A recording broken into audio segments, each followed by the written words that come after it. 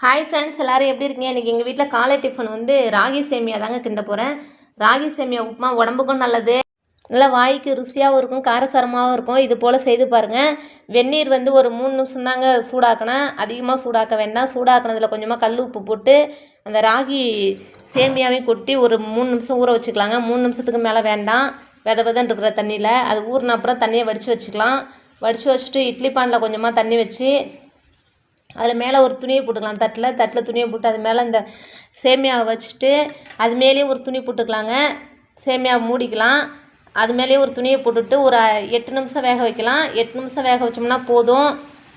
அதுக்குள்ளே நம்ம தோட்டத்தில் ஃப்ரெஷ்ஷாக கருவேப்பிலையும் பச்சை மிளகாயும் இருக்குது, அதையும் பறித்து வச்சுக்கலாம். அவ்வளோதான், வெந்துருச்சுங்க. அடுப்பு ஆஃப் பண்ணியாச்சு.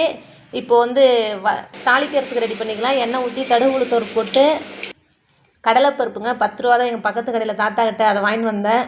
கடலைப்பருப்பு வீட்டில் தீர்ந்துருச்சு. கொஞ்சமாக இஞ்சி போட்டுக்கலாம். இஞ்சி நல்லா வாசமாக இருக்குங்க. இஞ்சி வந்து சேமியாவுக்கு சூப்பராக இருக்கும்.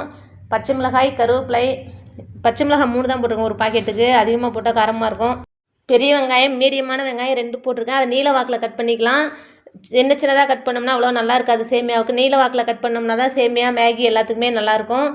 ஒரே ஒரு கேரட்டு செத்தி வச்சுருக்கேங்க, அதையும் சீவி வச்ச கேரட்டையும் போட்டுக்கலாம்.